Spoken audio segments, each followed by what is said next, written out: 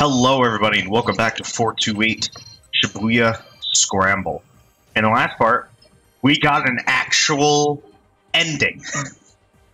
Maria's chapter is done, but the other four characters still have stuff going on, and I'm guessing Maria, though we can't play as her anymore, still probably has a very important role in the story, considering she's fucking infected. But anyway, I have to choose one of these four characters. I'm thinking of choosing one of the two that is closer to the beginning of this 5 o'clock block. I'm thinking Kano, because I am very interested in how he and Teteno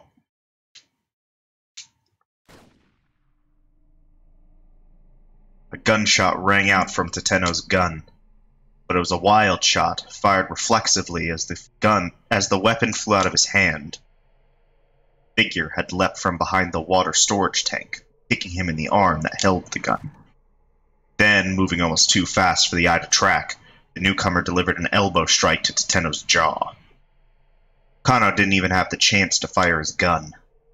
Before he could react, Maria's kidnapper was already laid out on the ground. Without so much as looking back, the girl bolted down the stairs. "Maria!" Kano shouted. He started to chase after her, but a bright glimmer in the corner of his eye stopped him in his tracks.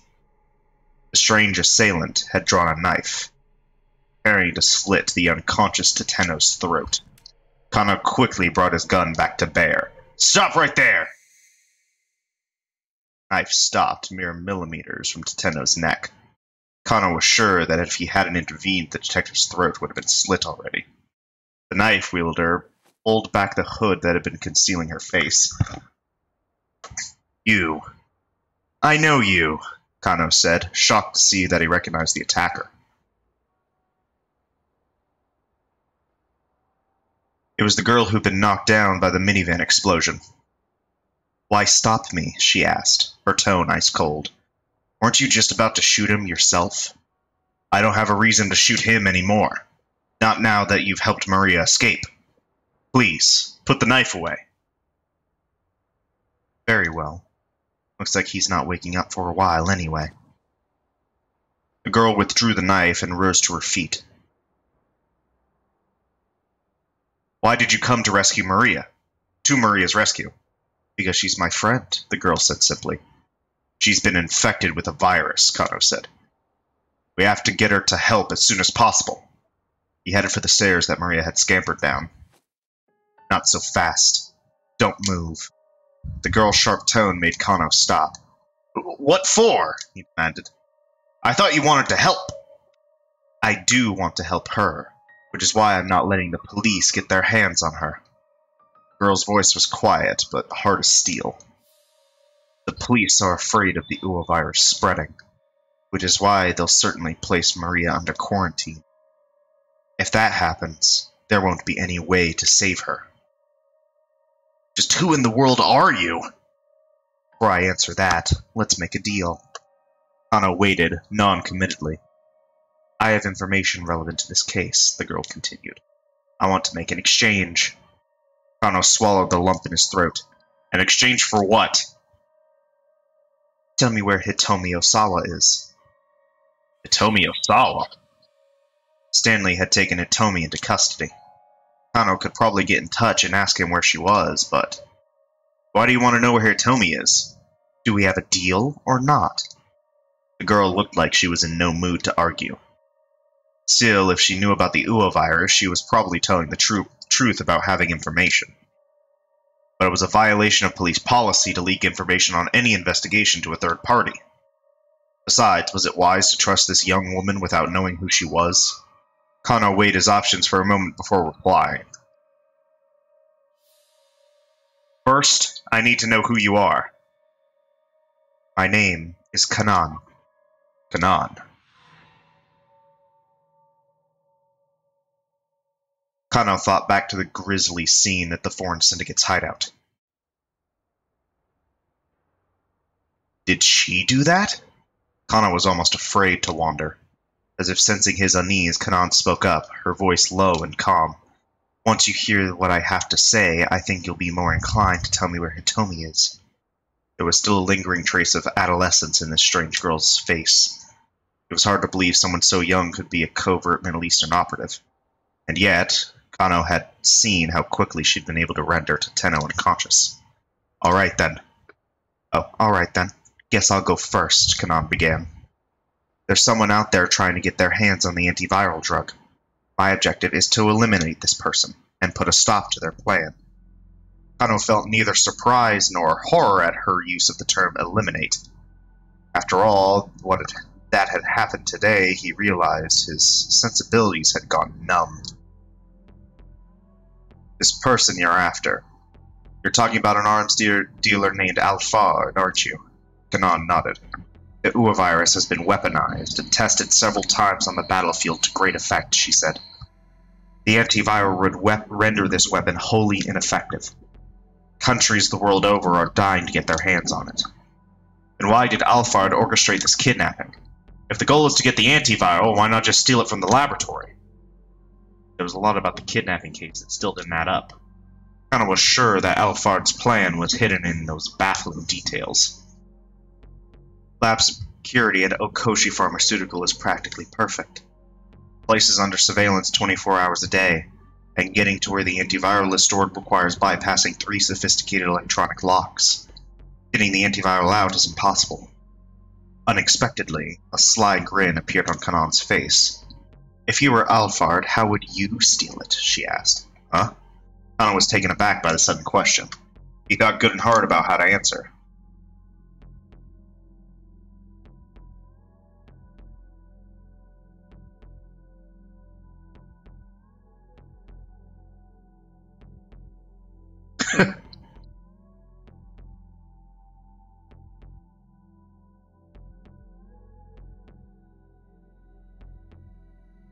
If you can't sneak something out, maybe you could sneak something in? Kanan hadn't had any particular flash of insight. He just figured the opposite of the obvious might be the answer. To his surprise, Kanan gave a nod. Very astute. Wait, really?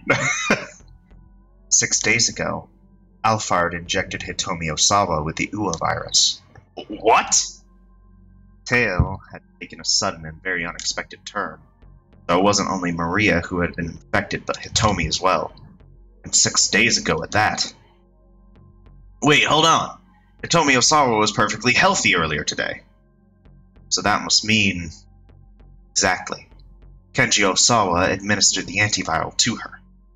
An unsettling thought occurred to Kano. It was supposedly impossible for Osawa to access the antiviral all by himself.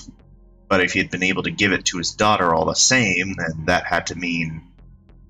He needed Mamoru Tanaka's help to do it, of course, Kanan said, which is why Alphard bribed Tanaka ahead of time.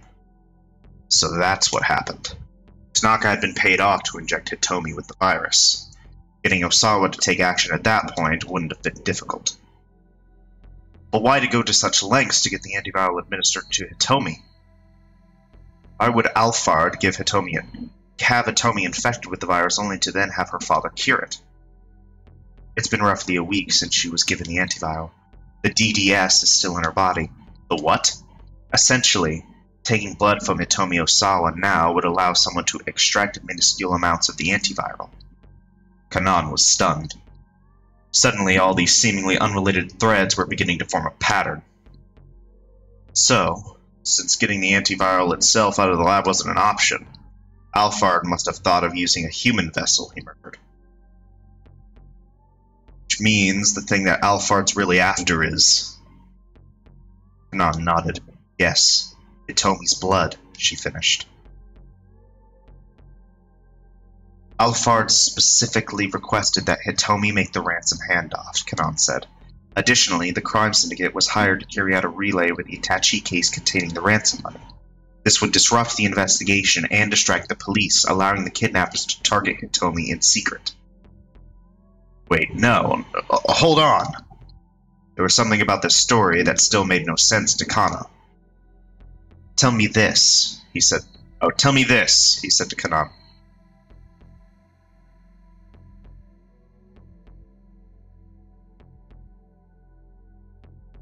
Why not just kidnap Hitomi in the first place? That was the key question right there. Why kidnap Maria instead? If Alphard wanted Hitomi's blood, abducting her, not her sister, was the obvious move.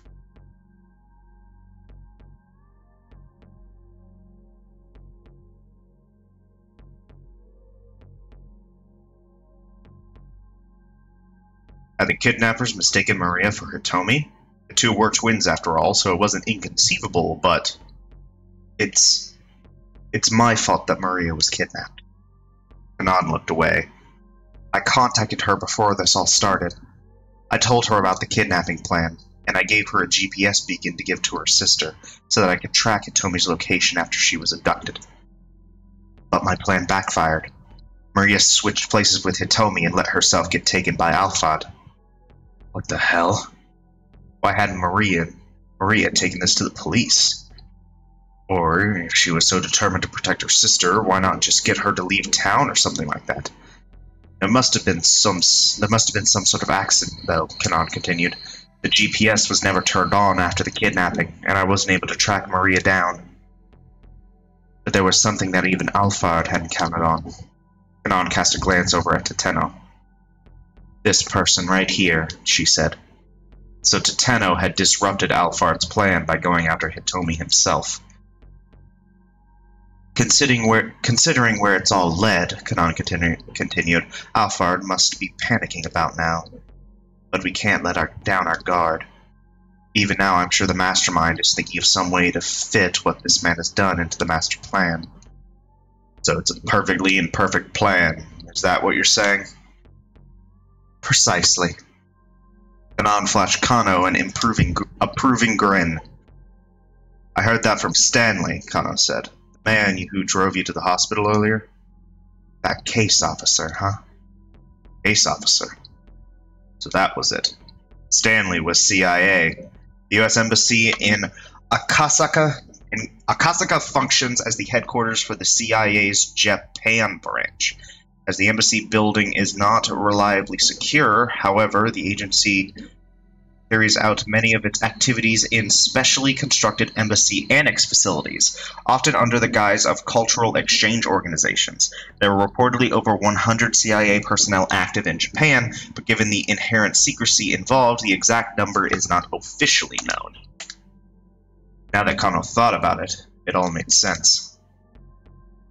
Since Alphard is an arms dealer with worldwide connections, I don't know what nation might be trying to obtain the antiviral. Obviously, any country that has the viral weapon would want to prevent their enemies from obtaining it. It's no huge surprise that people are butting in, trying to put a stop to Alphard's plan. A tiny beeping sound caught Connor's attention. Canaan pulled a PDA from her breast pocket. A personal digital assistant refers to various types of small portable devices for information management, occasionally referred to as a handheld PC. Interesting. The GPS I gave to Maria has been powered on. Now I can find her location. Where is she? She's on the move. Why is the GPS suddenly active now? Canaan frowned. At any rate, I've told you what I know. Now tell me where Hitomi is. All right. Canaan got at his phone and called Stanley.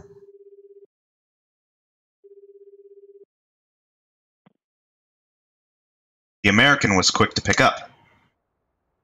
What's going on? Where's Hitomi? We're on our way to Endo Electronics in Dogen. Endo Electronics? Why are you going there? Connor was familiar with the dilapidated old storefront. He had passed by the place countless times. Too long of a story. There's a lot that's happened, Stanley replied. How are things on your end? About as bad as they could be, but I'm getting closer to the truth. Please make sure you keep Hitomi safe. Alphard is after her blood. Her blood? Kano told Stanley what he'd heard from Canaan. I see. So that's what's going on. Once we're finished with things in Dogen, I'll bring Hitomi right back to the precinct. Where is she? Canaan asked as soon as Kano had hung up. She's on her way to an electronics store in Dogen. I see. Canaan checked Maria's location on her PDA. First, I need to get Maria, she said. I'll get to Hitomi after that. I'm going with you. Be my guest. With that, Canaan was off and running. Kanan took one last glance at the unconscious Teteno, then hurried after Kanan as fast as he could. They ran from South Hill and Nanpadai toward Shibuya Station. As they darted and weaved madly through the narrow side streets, Kanan took an occasional glimpse at her PDA. It felt to Kano like they must be taking the shortest possible route to Maria's location. He stayed quiet, keeping pace as Kanan led the way. Before he knew it, they were heading up Dogenzaka. In not too long, they'd be at Endo Electronics. "Hey!" Kano called out to Kanan. "What?" she shouted back without turning. "Are you sure this is the right area? Are you doubting the GPS?" "Actually, can I see that GPS unit?" Kano peered over Kanan's shoulder and saw that the GPS was indeed pointing in the direction they were headed. They weren't just running around at random, nor was the unit broken. "Oh, Endo Electronics is right up ahead," he said. "What?" Kanan stopped abruptly. "What are you suggesting?" "Twins are heading for the same location, that's my guess." Still, what did that actually mean? Kanan hadn't figured that out yet. They took off running again, and before long, Endo Electronics came into view. Kanan stopped in front of the shop door. "Right here," she said, glancing again at her GPS. "I knew it," Kanan thought. Endo Electronics, the same place Hitomi was headed. "Guess we're all winding up together," Kanan said. "Or else we've been brought together." She peered keenly at the building and its surroundings. And Kano swallowed hard. "We? You think we've been roped into this too?" "Quite possibly."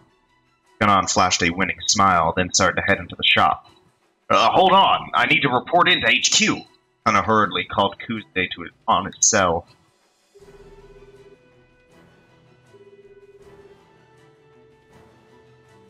"Kano, what's going on?" "I've located Maria Osawa." "Huh? What's that?" Kano's word came out as a surprised and childish yelp. "Come on," Kano's smile turned to a steely glare. "Time is critical." He nodded silently back at her. "Kano, what's the location?" Kuze asked. "Where are you?" "I can't say right now, sir. Please, just leave this to me." "Hey! Now just hold on!" But Kano ignored the director squawking and hung up.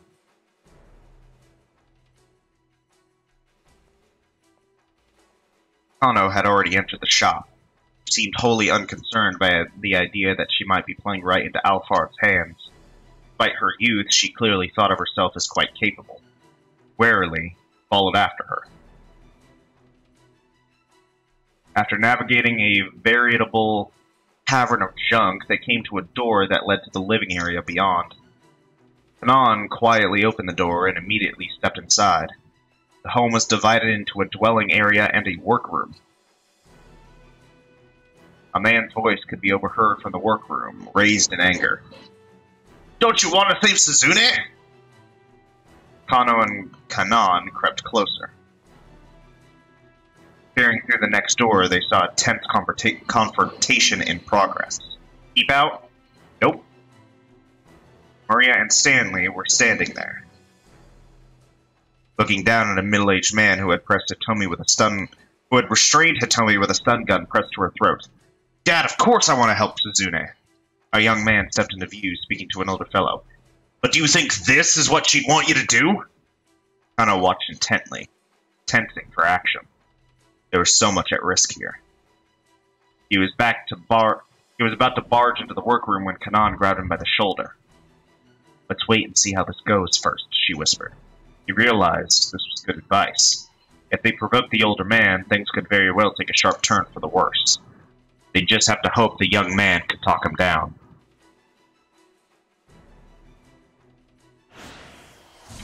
"I can keep out now, huh?"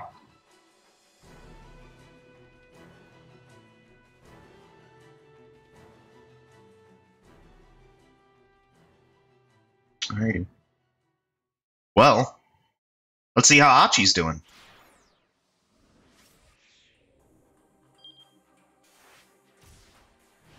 Might as well. To Endo Electronics.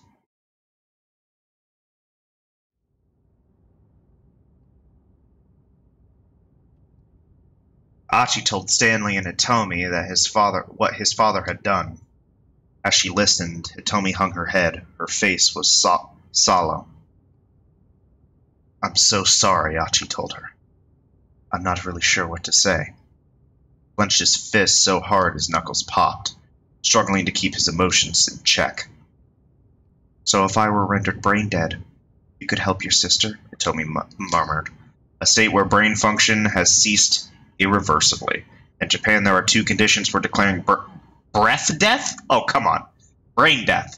The first is that the patient must be comatose and in a state of apnea, no longer breathing, due to damage to the brain. Second is that the root cause is diagnosed and it is deemed that no reasonable treatment will restore brain function.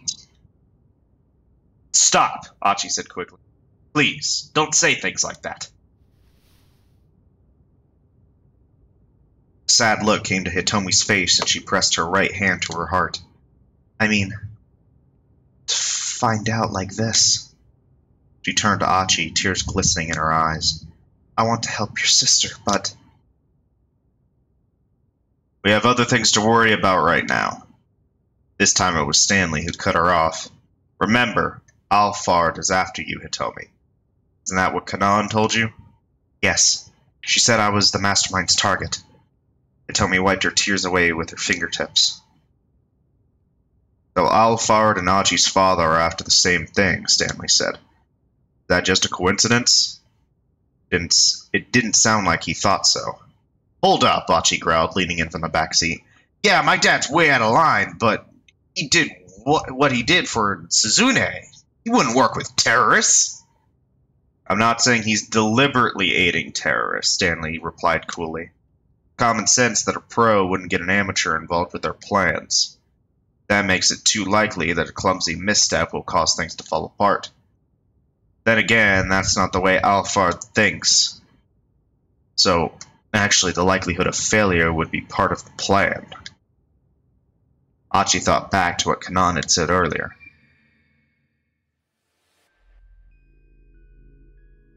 If you achieve your goals using accidental means, the outline becomes blurred, and it makes it harder for anyone outside looking in to grasp what the actual plan is.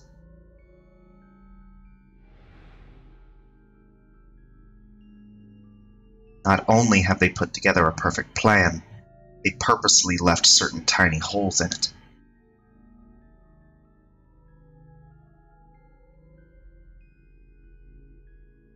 So if we assume the plan has failed, this slip-up might be exactly what Alphard wants, Stanley muttered. Sort of a intentional hole then, Achi said. Stanley snorted. Canaan told you guys that too, huh? If that's the case, then you really are a fool. What did you just call me? Achi barked. You've known all along how formidable this opponent is. You should have given Hitomi over to police custody right away. It's only a matter of dumb luck that either of you are still alive right now. Look, luck or not, me and Hitomi have managed to get by safely. That's all that matters. What exactly is the relationship between you two anyway? Are you guys dating? Achi and Hitomi exchanged glances. When Hitomi hesitated uneasily, Achi decided he'd better speak up. No, it's not like that. We just happened to run into each other earlier today. Guess I'm not the kind of guy who can abandon someone in trouble. Can't abandon someone in trouble, huh? You sure you're not just saying that to make yourself feel self-important? There are plenty of people out there that you can't see who are also in trouble, who are also suffering. If you only help the ones close at hand, then what's the point, really? The world's a lot bigger than you can imagine, and there's a lot you're blind to. So what? If I see someone who's in trouble, I'm supposed to just ignore them? Nah, I can't do that. If I see someone who's collapsed from hunger, I'm not gonna just walk by because there are people starving somewhere else in the world. I'd be like, hey, let me treat you to a beef bowl or whatever. Couldn't have come up with a smarter example, Stanley replied with a tiny laugh. Okay, so I'm an idiot, Achi scowled. My bad. Stanley laughed again. Today's been an interesting day, he said. I was with another fellow earlier who's just like you. Meaning what? Was he an idiot too? Yeah, he was an idiot. Do all you Japanese have that problem? Hardly. My little sister's so smart she'd make your eyes pop out. Well, I'm sure relieved to hear that. If everyone in this country were as dumb as you guys, I might actually start to like this place. Huh? What does that even mean? Talk so I can understand, man, Achi shot back. But Stanley didn't respond. Instead, he stuck his head out the car window, peering at the road ahead. They were close to Shibuya Station now, and the traffic had ground to a halt. Gridlock again, Stanley grumbled. It's probably better to walk the rest of the way to Endo Electronics. He pulled over on the side of the road. Specifically, the shoulder that runs along either side of the travel portion of the roadway, a place where trash tossed out the windows of moving cars tends to accumulate. Tossing cigarette butts and empty cans out onto the street can potentially hurt people, and definitely makes a mess. Please don't litter.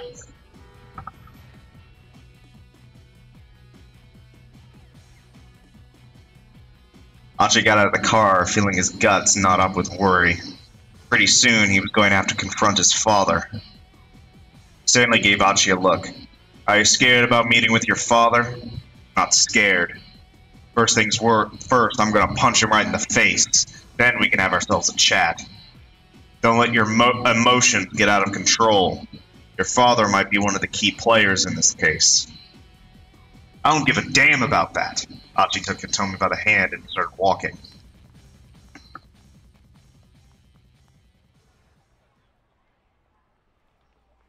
They'd gone up and down Dogenzaka so many times today already, but this was probably the last time he and Hitomi would make their way up the hill together.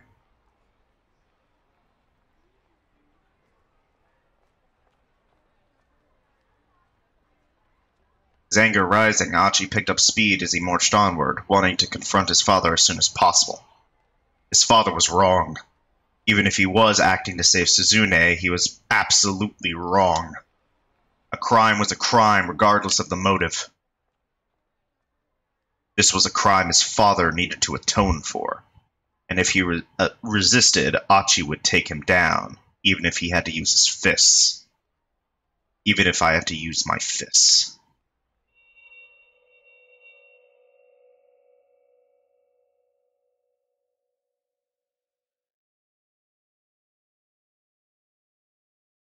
A memory from long ago rose in Achi's head.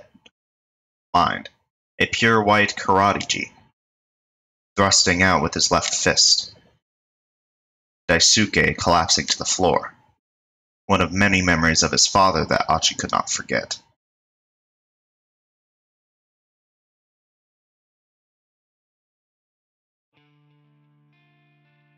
Kneeling before the memorial altar of his mother, Katone, Achi wept uncontrollably.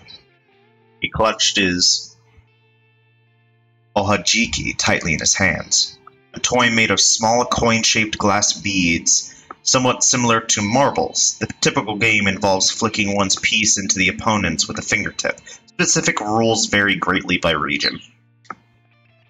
Achi had always been rather clingy with his mother. When she was alive, she had often joined him for ohajiki, origami, and the like. On this particular day, Achi had come home, miserable after getting bullied by the neighborhood kids for acting like a wimp. Achi turned to see his father, holding 2 cups of shaved ice. Come here for a bit. They sat on the stairs together, eating their sweet frozen confections. Want to get tougher? Daisuke's words were soft and simple. How about you and me get tougher together? Achi looked up to his father, frowning in confusion. How are we going to do that? Well, for starters, how about we learn some karate? Karate? Achi's face twisted up unhappily at the idea. Couldn't even imagine himself punching or kicking anyone. It'll be alright, his dad said. I'll go with you. Don't you worry. Daisuke flexed one of his scrawny arms. His biceps bulged up the tiniest bit. Achi was well aware that his father wasn't much of an athlete. There had been an athletics meet at his grade school. Even now, the memory of Daisuke tripping clumsily during the parent participation relay was burned into Achi's mind. A type of children's event where the parents who have come to watch the children compete are asked to join in with them. Daisuke took part in the tug-of-war only to get tangled up in the rope and dragged over the line. Achi was understandably disheartened by his father's embarrassing display, but after eating the lunch his father had made for him, his spirits quickly returned. Daisuke had made rice balls that were clumsily oversalted, but Achi could tell how hard he'd worked to prepare them. I mean, if you're gonna be there. And so the two began to train together at a local karate dojo. Achi put on his white gi and fastened his obi tightly. As he did so, he felt as if his feelings were being anchored in place as well.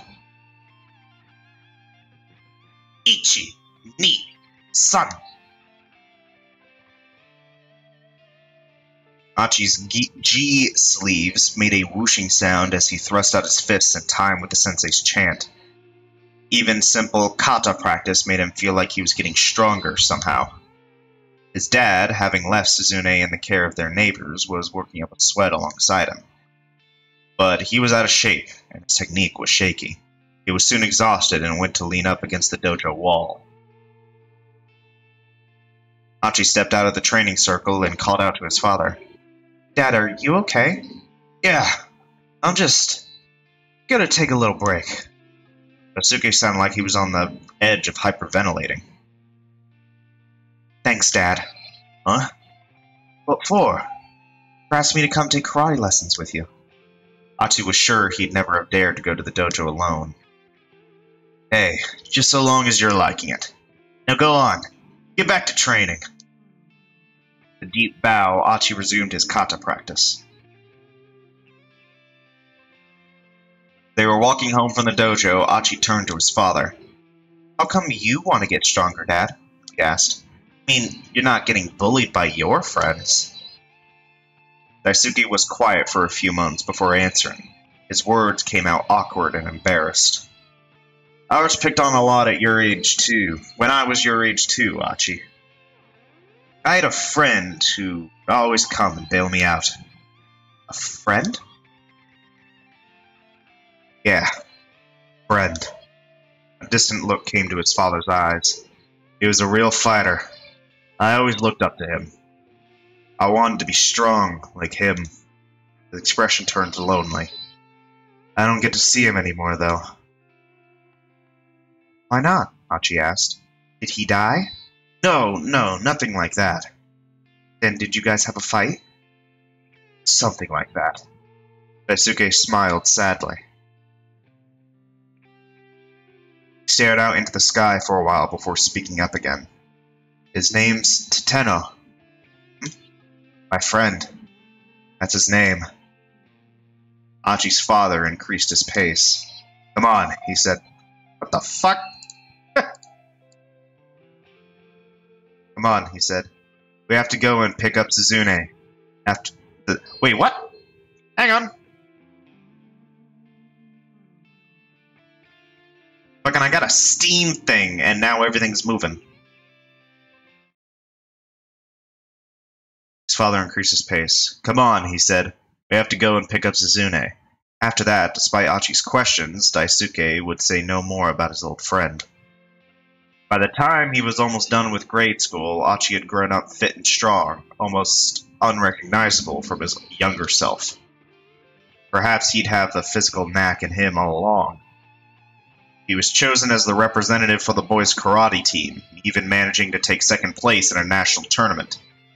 Nobody bullied Achi anymore. One time, Daisuke suggested that the two of them do some sparring. Achi may have been a national competitor, sure, but he was still a grade schooler squaring off against an adult. His father had been training for close to 2 years now as well, and his confidence had grown accordingly. Achi was excited to be able to face off against his older man. Early on in their karate training, Achi's kumite had seemed rather hopeless. He'd been shocked that his out-of-shape father was able to overpower him, but also pleased to get a sense of how strong the man was. This time, Achi thought, he might well lose again, but he was going to go all out. As they adopted their fighting stances, Daisuke's face was full of confidence. The instructor gave the signal to begin, and Achi opened with a sharp low kick. Daisuke didn't guard against it. The blow caught him in the thigh. It looked to Achi like he'd allowed himself to take the hit, not fearing the effect of a child's kick. Achi proceeded to unleash several more low kicks to the same spot. Bit by bit, Daisuke's face revealed his discomfort. Finally, he yanked his head away. That was when Achi realized. His father wasn't letting himself get hit on purpose. He was just unable to keep up with the speed of his son's footwork. If that was the case, Achi felt bad about exploiting his dad's weakness. He decided to leave his leg alone. Instead, he aimed a punch at his father's midsection.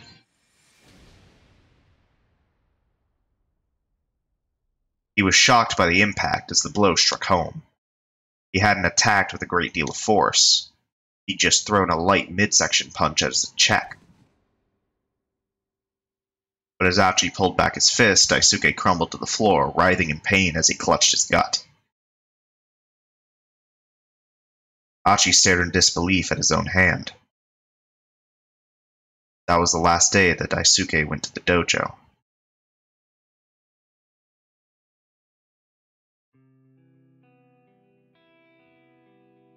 Your dad's pathetic. Yeah, he's such a loser. Achi was on his way home from practice, and some older students from the dojo had started ribbing on him. What did you just say? Kids were middle schoolers, but Achi wasn't about to back down. He thrust out a quick punch, stopping it just short of one boy's nose. Go on, say that again. I'll kick your ass. The older boys went pale and then took off and ran. But this small victory did nothing to bolster Achi's spirits. His father had looked so small and lonely, heading away after quitting karate. But Achi didn't think there was anything pathetic about that. Sure, maybe by now he was better at karate than his father, but really, what difference did that make? In growing stronger, he'd learned something. Using force to win out over someone else didn't mean anything. Strength alone didn't determine a person's worth. Achi loved and respected his father for going to the dojo with him. Beating him in a karate match didn't change the way he felt.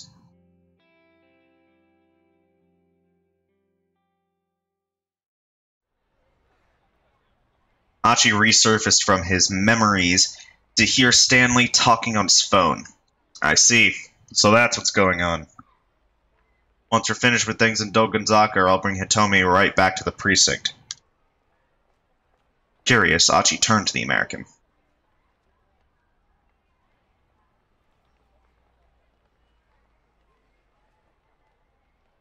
What was that about just now? Stanley's reply was clipped. I know what they're after now. That, Stanley proceeded to wrap up his phone call. Guess I'm not going to get much out of this guy, Achi thought.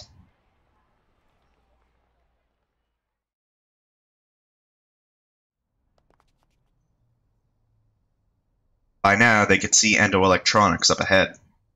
Achi was about to hurry inside when Stanley stopped him. I'll go in first. You two wait out here. No way, this is my dad we're talking about. And you don't think it's dangerous to bring Hitomi right to him? Well, alright. We'll wait here for a bit, and once we know it's safe, we'll head on in. Cool with that? I'm cool with that. Stanley stepped inside.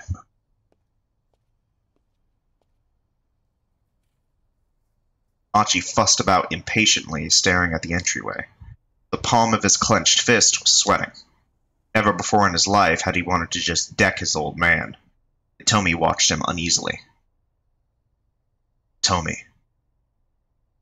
Yes? I'm sorry.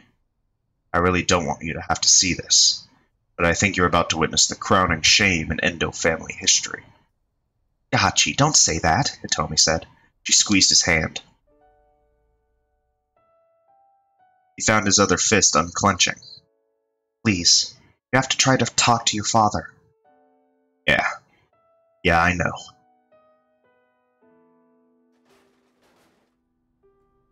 Suddenly, there was a loud crash from inside the building.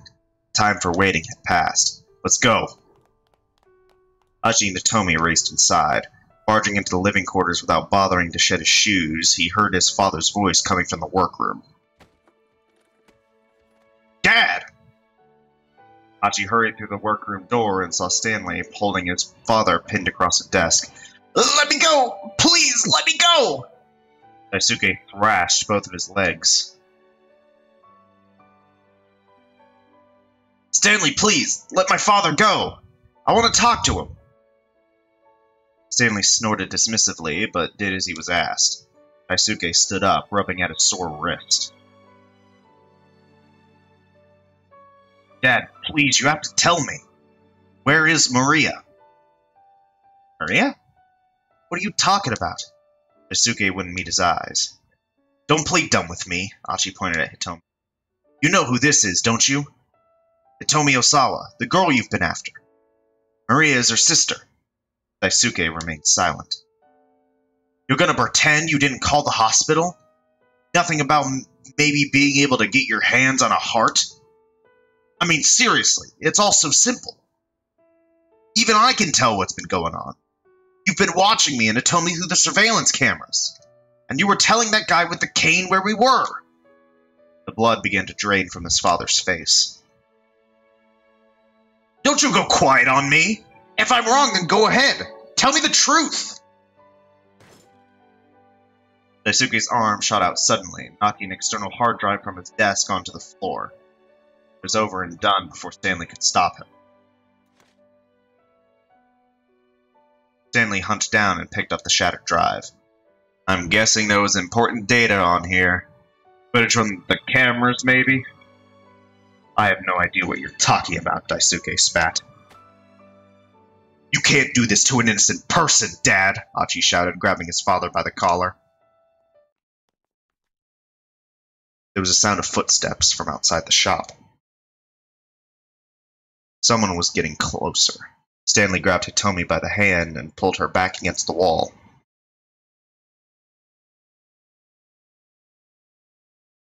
Achi stiffened as he turned his gaze to the door.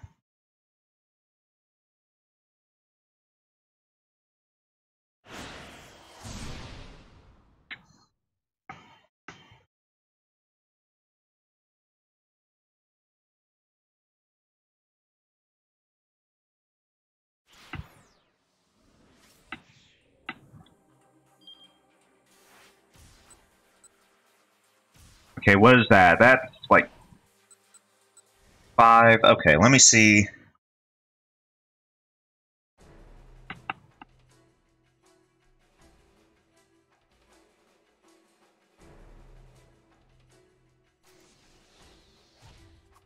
Nope. Not gonna happen. I guess it's Minorikawa. Minorikawa. Lies. Lies. TV news continued to report on how Mamoru Tanaka had been killed in the minivan explosion. What? What does that mean? Oh, what does that mean? Chiaki blinked. I mean, Hana told herself that the van explosion was her father committing suicide, didn't she? The only explanation I can think of, Minorikawa replied, is that Hana was lying. He scratched his head as he considered the situation. But why? Chiaki said. Ozu let out a snort. Well, it would seem Mr. Toyama had her lie in order to deceive us. What an upstanding individual, using his own daughter to buy himself some time. Minorikawa wanted to yell at the guy, but he managed to hold his tongue. The important thing was that Toyama was still alive, and if he was still alive, there was still a way to save Heaven Publishing. They'd get the current issue out on time, with a big scoop waiting in the wings for the issue after that. From there on out, it would be smooth sailing. Well, no matter, Ozu said. Seeing as Mr. Toyama isn't dead after all, we'll just wait here for him. He sat back down on the sofa. But Sagawa leaned threateningly toward Chiaki. Hey, he snarled. You sure you don't know where that guy's hiding out? I don't, Chiaki shot back. Even if I did, I'd never tell you. Say what now? Leaned in even closer, just as she stood on her tiptoes in defiance. Their foreheads collided with a dull thud. Both reeled back, clutching their heads in their hands. Just calm down, Chiaki, Minorikawa said as he began to root Toyama's desk. For now, I'm gonna look for clues where Toyama might have gone. You just focus on working on your article. Oh? Ozu raised an eyebrow. Getting all cooperative all of a sudden, I see. I want to change up the plan for next month's issue, and I can't do that without the editor-in-chief's approval. What Minorikawa was actually looking for, however, was a back issue of 4-Star General Gossip. He was pretty sure the article on Osawa had been printed in the magazine's inaugural issue. If he could find that scandalous piece that the scientist had asked for, he'd also be able to get his big lead about the power imbalance of the world being at stake. And if he could get that, not only would next month's issue be a sure thing, it was a good bet that sales figures would go through the roof. He found a file folder full of early material and quickly flipped through it. Didn't take him long to find the article. Floundering Okoshi Pharmaceutical arranges marriage of political convenience. The large headline practically jumped off the page. Minorikawa quickly read over the story. The basic gist of it was this. The corporate director of Okoshi Pharmaceutical had sacrificed his daughter in order to keep a researcher named Kenji Osawa on board. The daughter, however, had previously been dating another man. That must be what Osawa wanted him to look into. The guy his wife had been dating before they were married. It should be easy enough to just ask whoever had written the article. Minorikawa's gaze jumped to the end of the piece, looking for the writing credit. The piece had been written by Toyama himself. Hey, ain't you done yet? Sagawa yelled. Tell us where Toyama is already! Yeah, Minorikawa thought. We're going to need to do something about these guys. I'm still looking into it, he said. Just hold on. Made a show of opening and closing various desk drawers. Drawers themselves were packed with a jumbled mess of electronics and gas bills, Noodle House delivery menus, and the like. Look faster! Sagawa growled.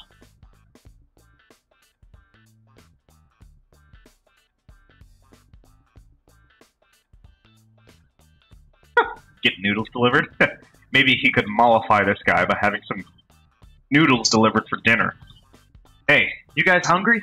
I was thinking of ordering some soba. Man, this ain't no time for that, Sagawa snarled.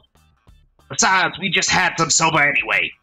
And, oh, it was awful. Don't talk to me about noodles. Sagawa launched into a shadow boxing session, as if trying to punch out the provider of that disappointing soba. The guy clearly had zero capacity for sitting still.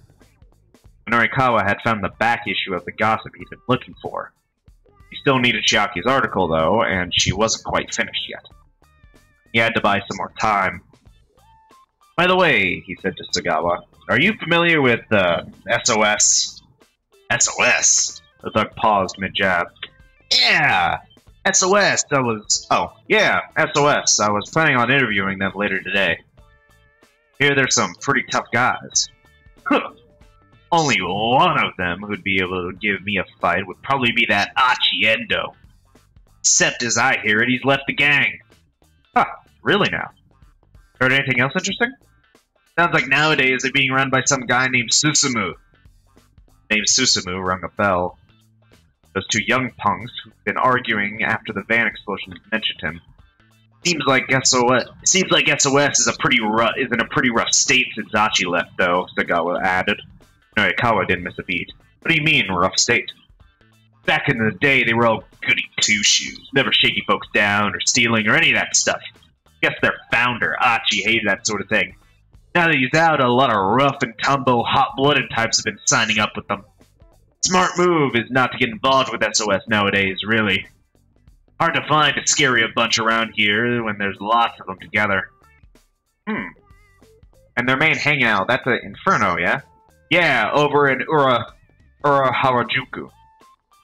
Known as Uruhara, for short, the area east of Japan Rail Harajuku Station, around where Takashita Dori meets Meiji Dori.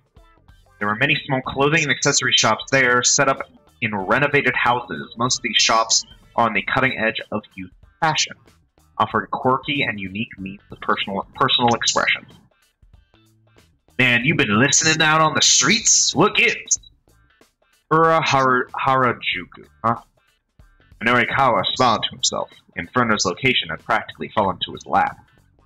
Suddenly, Sagawa's eyes went wide. Aha! So that's where Toyama is! Wait, no way a coward like him would go to a place like that! Chiaki looked up from her keyboard. Look, can you please shut up? No, you shut up! My phone. Minorikawa pulled out a cell out of his pocket. It was Toyama's name on an call screen. Minorikawa's heart skipped a beat. Toyama, where are you? He blurted out as he picked it up. Chiaki, Ozu, and Sagawa turned to look at him at once. Well, what were you thinking? Faking your death like that? Even if we could fill those pages of postponed repayment, all it would do is delay the inevitable. I'd still be up to my ears in debt. So I thought if it made it look like I was dead. Minorikawa let out an exasperated sigh. Well, everybody already knows you're still alive, so your little attempt at subterfuge didn't wind up buying you time. Oh, what? Toyama's hysterical squeak was painful to hear. Alright, listen up, Minorikawa said. If it's the debt you're worried about, you'll be able to pay that back real soon. What do you mean? I've landed a huge scoop.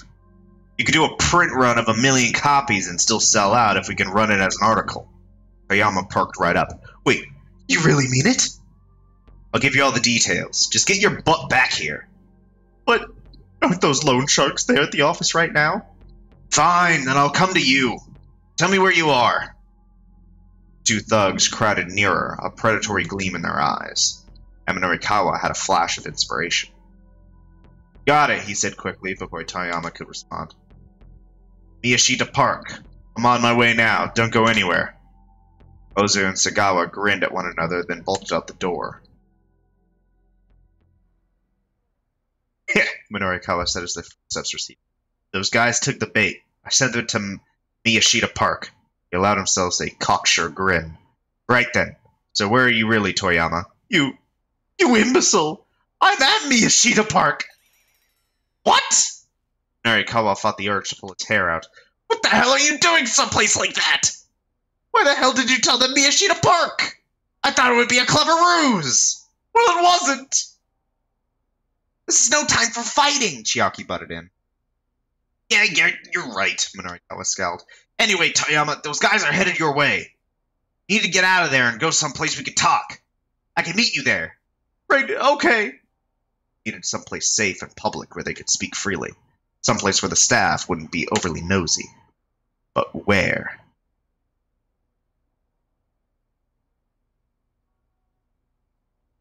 A noodle house. Oh, I want to go to the noodle house. Recalling the noodle house from the menu he'd seen earlier, he opted for that. Dogen Hut, huh? Toyama rumbled the words under his breath. What's the matter? Is there some problem with that? Ah, no. Alright, I'll meet you there. It's over in Dogenzaka.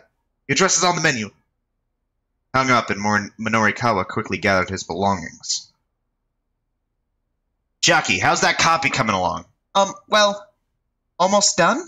Just a little more, I think. Alright, bring your computer and come with me. I'll read over what you've got so far. Minorikawa waited as Chiaki got ready to head to the cafe. As the two were heading out of the office, however, someone else opened the door. You've got 14 minutes and 57 seconds to send to press. Writer submits to the editor submits to the designer. This is the next step in the whole handoff process. Naturally, being late for this causes quite a lot of trouble. 56, 55... A slender man with a gaudy necktie entered the room and sat down on the nearest desk, staring fixedly at his pocket watch. Minorikawa narrowed his eyes dubiously. "Who the hell are you?" "Always make sure to show up 15 minutes ahead of the appointed time." "That's just common decency." The man gave no indication he'd even heard Minorikawa's questions. "I suppose I can wait here," he continued. "Just for another 14 minutes and 20 seconds. Mr. Mino? Is this guy talking about our submission?" Jockey stared doubtfully at the newcomer. "Hey you," Minorikawa asked. "Are you from the printer?" But the man did not reply. "Don't ignore me! Are you from the printer?" Still, the man remained silent. Minorikawa was furious. "Look, cut the crap!" he roared. In response, the man quietly reached into his suit pocket and pulled out his business card. "My name is not Hey You." He handed the card to Minorikawa. It read, Cho Nippon Printing Company Limited, Sales Department Division Number 1, Koichiro Katayama. "I'm Koichiro Katayama, newly assigned to Heaven Publishing. A pleasure to meet you. My predecessor's in the hospital due to a car accident. Sachio Usuu, 39 years old, single, a longtime veteran at Cho Nippon Printing. Rather timid by nature, the strain of dealing with publishers makes him sick to his stomach. At around 1:10 p.m. earlier today, while driving to meet with one of his clients, he had to swerve to avoid a young man and woman who darted into the street. He crashed into a car next to him and ended up at the hospital.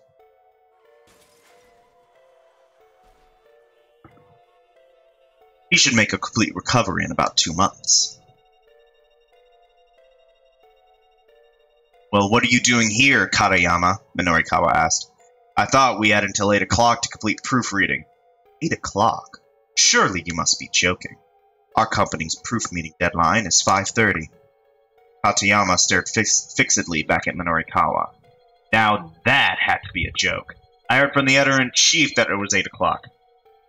"I take that to mean, then, that you don't have a copy for us?" "Not that we don't have it," Minorikawa said. "It's just not finished yet. Just hold on until 8. Katayama raised an eyebrow. No. Publisher and printer need to work in concert. Perhaps my predecessor was the sort to delay the proofreading deadline owing to your circumstances here. But now I'm in charge, and I do not make exceptions. The proofing deadline is 5:30, sharp. I intend to keep it that way. And while you've been having this discussion, you're down to 12 minutes and 32 seconds. Katayama held out his pocket watch as if to emphasize the point. "That's ridiculous!" Minorikawa exclaimed. "Just who the hell do you think you are? You guys are going to be printing a paper that I wrote. Do you even know how lucky that makes you? So just wait, okay? Just give us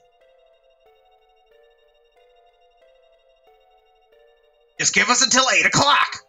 That was the original understanding. It was unfair to change it now. Where's your guarantee that... We will! Just trust me! I'm supposed to heedlessly trust the word of the man I've met. We're down to 10 minutes and 46 seconds, by the way. You son of a bitch! Don't get all high and mighty just because you work for the printer! High and mighty. I'd say it's the people on the publishing side of things that act high and mighty. Whatever high-minded claims you might make, without us, you'd be nothing. You'd have nothing put on the store shelves.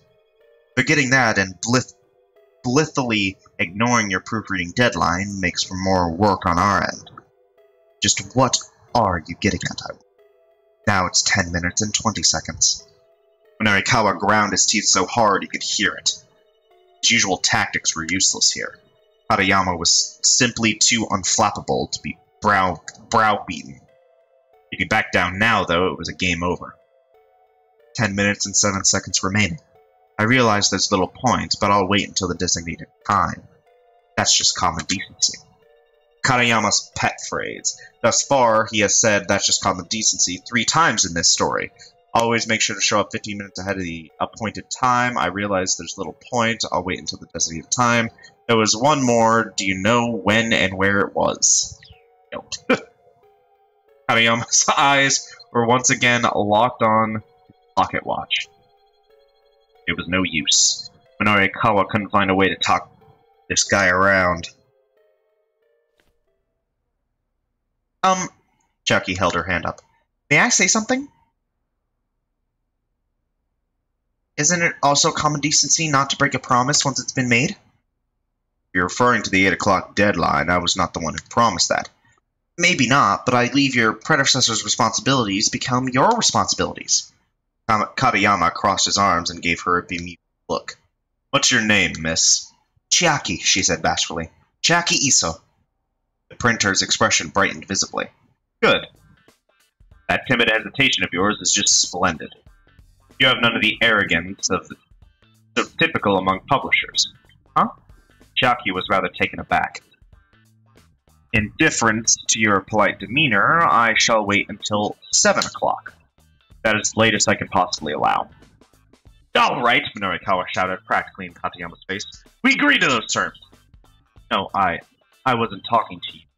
But we got terms of our own. Katayama reeled ever so slightly. I'm not certain you're in any position to set terms here. Just shut up and listen. From here on out, you're coming with us. Why? We're going to finish up our copy on site, then burn the data onto CD and hand it over to you there. That's why. Katayama let out a sigh of resignation. Oh, very well. I suppose I'd simply be waiting here anyway.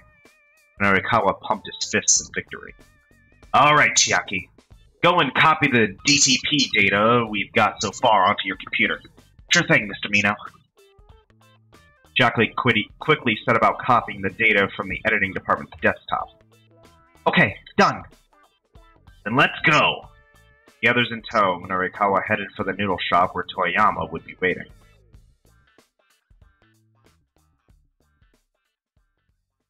Soba restaurant Dogen Hut was roughly halfway up Dogenzaka. A long-standing noodle shop on Dogenzaka. 2 years ago, the owner passed away from illness. Now the restaurant is run by his widow, Maki Yoneda, and her 2 part-timers, Masa from Midoriyama Academy and Mohinder, a Indian exchange student. Despite the sign billing the establishment as a soba restaurant, duck meat soba and chilled curry soba are the only 2 actual soba offerings. The rest of the menu, for some reason, is all udon dishes. And in fact, both kinds of soba are terrible.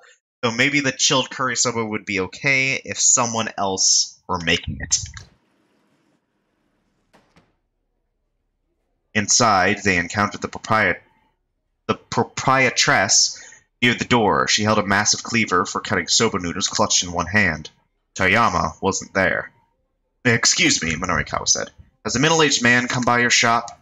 Name's Toyama. The proprietress let out a weary sigh. That guy, huh? Folks know him? Yes, that's right. Then I'm sorry. I didn't want to have to do this. It was all his fault, though. You reap what you sow. Minorikawa didn't know what she was going on about, but suddenly he had a very bad feeling. So then, Toyama was here? He asked cautiously. Yes, he came by. Well, where is he now? Please tell me. No, I have no obligations to tell anything friends of Toyama's. Evidently, there was some bad blood between Toyama and this woman. The real victim here is me. Her voice rose abruptly to a roar. Now listen up good to this old woman's story. I don't have time for this, Minorikawa thought. He needed to find Toyama as soon as possible, but instead it looked like he'd be stuck hearing out this angry woman first. All right, we're listening. Tell us your story. It's a long one. The woman's mouth twisted up, and she licked her lips, leaning in to tell her tale. Long, long ago, when I was still in my 20s, I would often make deliveries to Heaven Publishing. They were some of my best customers. Back then, we were so busy, my employees practically worked themselves to death.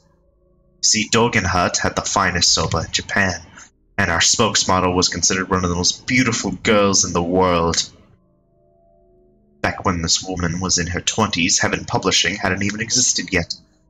But Minorikawa figured he'd better not correct her. Oh, back when this woman was in her 20s? Oh! Not correct her. That would probably just piss her off and make her stop entirely. He kept his mouth shut and listened to her silly tale. But anyway, that's all in the past now. As time went on, we had a lot of deliveries. Customers asking us to put their bills on their tab. So much so that it became a problem, and we changed our policy to disallow that sort of thing. But the fine folks of Heaven Publishing considered themselves an exception to that rule. And that put one of my part-timer Masa, who does the deliveries, in a bit of a bind. Okay. Oh, Masa's a student at Midoriyama Academy. First-year student at Midoriyama Academy after getting indigestion from eating too much parfait at a fast food restaurant on Center Gai. He had been with his girlfriend to do a dry run of competitive eating contest. He wound up going to the restroom 14 times in 1 hour, and unable to stand idly by, his girlfriend called an acquaintance of hers, the gluttonous Chiriko Osugi, for advice on improving Masa's intestinal fortitude. It turns out, however, that Chiriko was planning to compete in the same contest, knowing that they were up against some monumental competition. Two continued their training, wary of the battle to come. Took the day off to go on a date with his girlfriend. I hear they're planning to compete as a couple in some ice cream eating contest that's going to air on TV. So they were going to do a practice run together today. Honestly, how ridiculous is that? Honestly, I couldn't care less about Masa one way or the other, Minorikawa thought. This whole experience was turning into a real ordeal. So, yes, we were in a real bind. I run a restaurant here, not a charity operation. I'd call and ask them to settle up, but they'd always insisted, oh, we don't have any money. And that's a lie. It's got to be a lie. What else could it be? Otherwise, how could they keep making that magazine of theirs? That Celebrity Confidential, or whatever the hell it is. Celebrity Confidential was a weekly tabloid put out by one of Heaven Publishing's competitors. Minorikawa was just going to let that egregious mix-up slide. And that's not all, the proprietress spat. Oh no, on top of that, their magazine's little gourmet Gab's Corner, or whatever they call it, read a scathing review of us. After that, customers started keeping their distance, and I aged 20 years practically overnight. Gourmet Gab's was a column that ran in Celebrity Confidential. There was nothing of the sort in four-star general gossip. This woman had clearly gotten the two magazines mixed up somehow. Awful. Just awful, isn't it? All I wanted to do was make soba for people to enjoy. And so to be treated like this, to be treated like this. The woman had started to sob. The cleaver began to waver in her trembling hand. But then, earlier today, those two Yakuza-looking fellows came by. Said they were looking for Toyama from Heaven Publishing. Guess they saw one of our menus at his office and figured he might have come by. She had to be talking about Ozu and Sagawa. They'd both been nearby when Minorikawa was rooting through the desk drawers. They must have spotted the menu then. I told them he wasn't here and hadn't ordered delivery in some time. So they said that if I happened to see him, to give them a call. Now I was going to just turn them away. They looked like a pair of nasty loan sharks. Toyama would never be able to pay off his tabs if they caught him. And so I told them as much. The prioritress lowered her voice before continuing. But they said they'd be more appreciative if I could let them know. Even offered to pay his tab for me if I did. And well, that pretty much settled it. So I let them give me their phone number. Minorikawa's face went pale. This lady had been bribed by those two thugs. And so I guess you figured it out. A little earlier today, Toyama dropped by, looking like he was going to lie low. So it all came together. I snuck out back and gave those two a call. And so here that's supposed to say, and so here we are. You guys were just a hair too late. Ah, crap. Toyama had been carted off by the moneylenders. Minorikawa had to find him right away. Mr. Mino, Chiaki squeaked nervously. We have to hurry and go look for him. Yeah. Minorikawa and the others headed for the door. Wait! The voice sounded as if it echoed from the very depths of hell when Minorikawa and company stopped in their tracks. What the fuck? You think I could just let you go? The old woman began to stalk towards them. Those guys, they left without showing their appreciation or paying off that tab. They lied to me. And so guess who's going to show me that appreciation I'm owed? Who's going to pay that tab? You're all in this together, trying to play me for a fool. But hell hath no fury like a woman scorned. The prioress lifted her cleaver high. Her eyes smoldered with inhuman rage. A murderous aura surrounded her like a bonfire wind. Wait, Minorikawa cried. We're Toyama's! His friends? Then prepare yourselves. You'll repay his debt to me with your lives!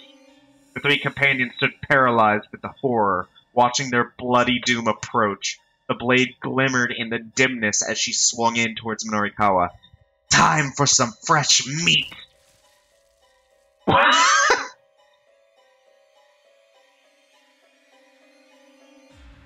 Minorikawa, Chiaki, and Katayama screamed, their cries echoing clear across Dogenzaka. What the fuck? Tragedy at the Noodle House? There was no ordinary grudge that the proprietress of Dogen Hut held towards Toyama, as Minorikawa and the others found out firsthand, falling victim to her mighty cleaver. Yeah, this isn't the right place to have a meet-up with Toyama. Seriously, who the heck decided this was a good idea? How could I have known? How could I have possibly known? What? I already got bad times? 5 o'clock block? There was only one bad ending? I didn't even look at if there was a bad ending in this. Or how many there were, I should say. What the fuck? No, not wait. Where should we meet? But I'm not actually going to choose it, because I think this is far enough for now. So thank you all for watching, especially if you got this far. There was only one bad ending and we found it. So, yeah. That's really fucking weird. Stick around. There's a lot more to come.